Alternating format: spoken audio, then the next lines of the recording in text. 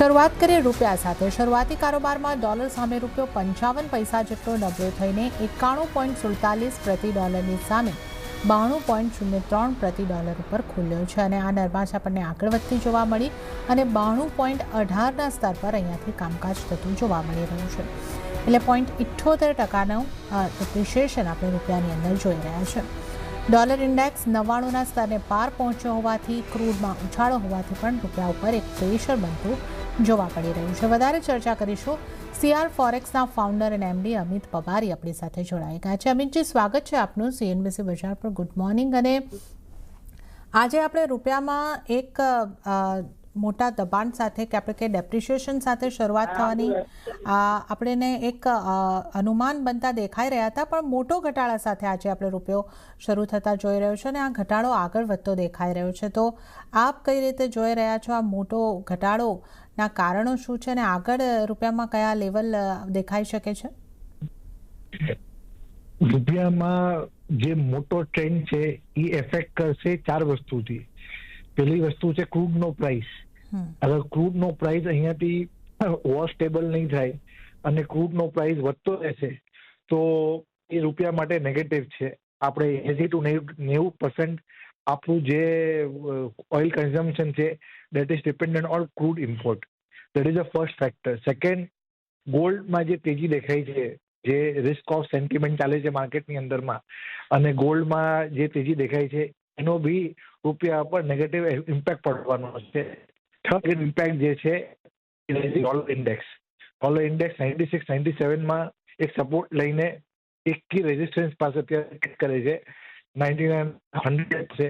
અગર આ 100નો level break થશે તો ડોલર ઇન્ડેક્સ અમને લાગે છે કે 102-102.50 સુધી જઈ શકે છે। આ થર્ડ નેગેટિવ ઇમ્પેક્ટ છે રૂપી માટે। અને ફોર્થ જે ઇમ્પેક્ટ છે એ છે આરબીઆઈની ફોરવર્ડ પોઝિશન જે સોલ્ડ છે એ આરબીઆઈની approximately $62 billion forward position sell છે। એનો તાત્પર્ય એ થાય કે જ્યારે માર્કેટની અંદરમાં ઇન્ફ્લો આવશે તો આરબીઆઈ એ બધા ઇન્ફ્લોને ઓબ્ઝર્વ કરી લેશે અને જે ફોરવર્ડ પોઝિશન માઇનસમાં છે એને ધીરે ધીરે કરીને ઓછું કરીને 30-35 બિલિયન માઇનસમાં લઈને આવશે।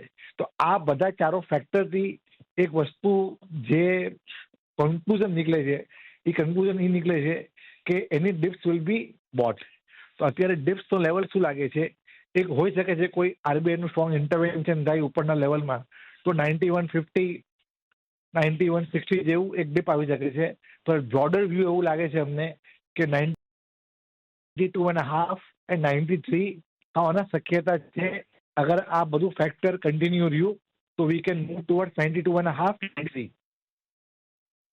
ઓકે, તો આપણે 92.5-93 તરફ પણ જઈ શકીએ છીએ। તો આ એક સ્થિતિ આગળથી આવતી જોવા મળી રહી છે। તો અમિતજી, જે રીતે આપ જણાવી રહ્યા હતા કે આરબીઆઈનું ઇન્ટરવેન્શન આવી શકે છે, મંગળવારના દિવસે પણ આરબીઆઈએ એક વાત ચર્ચાઓ હતી કે આરબીઆઈ ડોલરને સેલ કરી રહ્યું છે। તો આ આખી સ્થિતિ આરબીઆઈનો રોલ આગળ કઈ રીતે રહી શકે અને કયા લેવલથી આરબીઆઈ ઇન્ટરવેન્શન કરી શકે, આપને શું લાગે છે?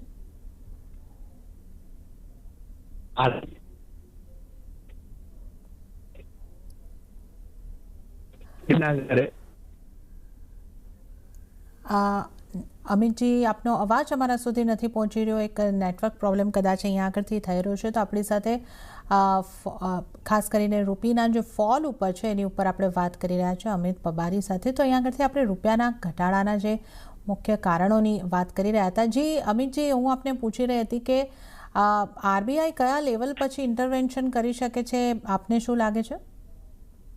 આરબીઆઈનું જે ક્લિયર કટ મેન્ડેટ છે એ છે કે એ લોકો કોઈ પર્ટિક્યુલર લેવલને પ્રોટેક્ટ નથી કરતા। તો એ લોકોનું કામ છે કે વોલેટિલિટીને કંટ્રોલ કરવા માટે। તો આરબીઆઈ જ્યારે વોલેટિલિટી વધશે ત્યારે એ લોકો ઇન્ટરવીન કરશે, ના કે કોઈ પર્ટિક્યુલર લેવલ જોઈને। અમને એવું લાગતું હતું કે 92.07 જે છે એ એક બહુ મોટો રેઝિસ્ટન્સ હતો।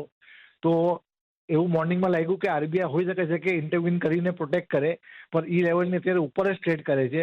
તો એમ અઝ્યુમ કરી શકીએ છીએ અમે લોકો કે 92.5 જે છે that will act as a supply zone for RBI. Okay, તો આપણે અહીંયા આગળથી ખાસ વાત કરી કે રૂપિયામાં આજે આપણે જે રીતે જોઈ રહ્યા છે ખાસા ડેપ્રિશિએશન સાથેની શરૂઆત થઈ છે અને નવા નીચલા સ્તર રૂપિયાની અંદર બનતા દેખાય છે. અમિતજી, આપનો આભાર અમારી સાથે જોડાવા બદલ અને આ ચર્ચામાં ભાગ લેવા બદલ આપનો આભાર.